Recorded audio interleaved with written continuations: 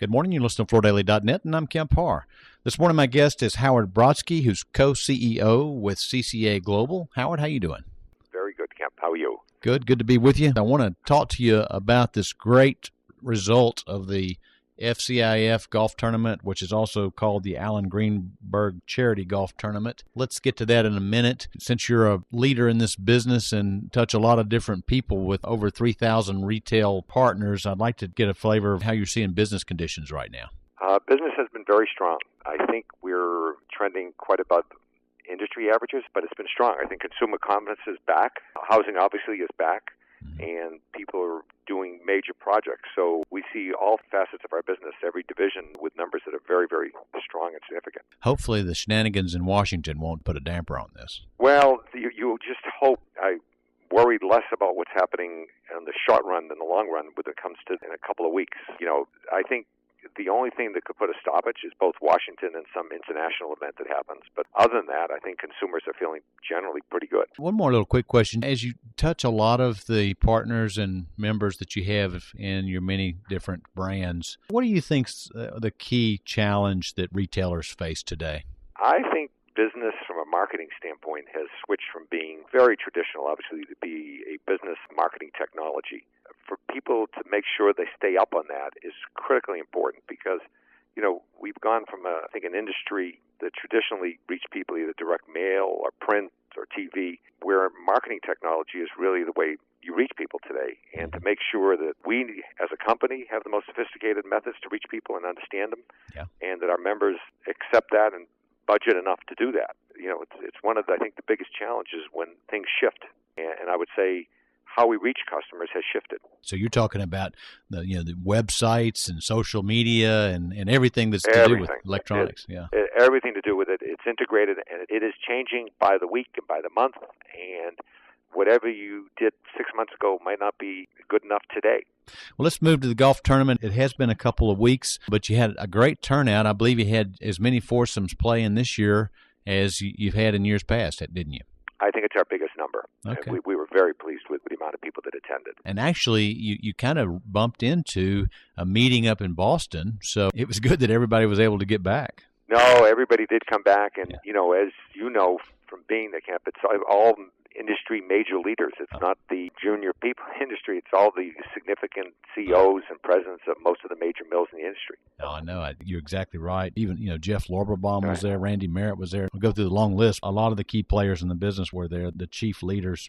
Right. So it was at Barnsley Gardens. I think you raised $160,000 this year, right? Yeah, we raised $160,000 to give the Floorcovering Industry Foundation, and that was the most in our history that we ever raised. And we feel very proud about that because the foundation is the only type of charity, certainly in our industry, that gives back 100% of the money to the people that need in our industry, whether a salesperson, installer, or a person working in one of the mills. And we've had just enormous emotional stories about what that money has meant to a lot of people that have been in tragic situations.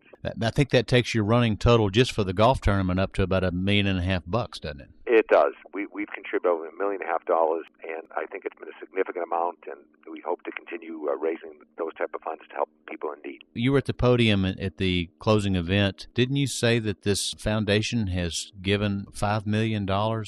Yeah, I think it's close to $5 million over the period of time to people, as I said, from all facets of the industry that have really run into catastrophic illnesses or situations in their life.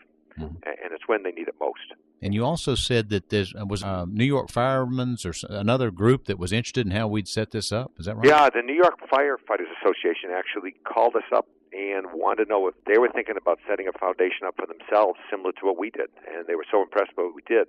There aren't many, except you take the Actors Guild for years has been known as that really where industries have set up a foundation to just give to their own. So we're very proud that that's what's been done. And if somebody has a situation where they think they might be someone who could get some help from the foundation, how do they get a hold of someone to look into that? So they could either just go into the FCIF, Floorcovering Industry Foundation, that has its own website. Okay. They could also contact the World Floorcovering Association, could certainly facilitate that. It is for, as I said, Kemp, anybody in any phase of the industry that is going through any type of catastrophic illness or situation.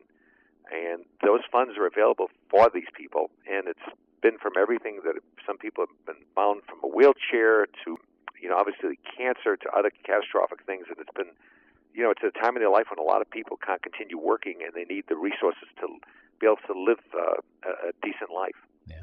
Okay, Howard. We got just another minute here. I'd like to tell a little quick story I read about you. A lot of people may know this story about you, but apparently when you were born, your father was in the floor covering business. He worked at Sears in the flooring department, right? He did. That's exactly right. He originally worked in I think, general merchandise. They transferred him to floor covering, and that's how we got to start in the business. Okay, and then he started Dean's Flooring, and then unfortunately, when you were 13, he passed away. Is that right? He did.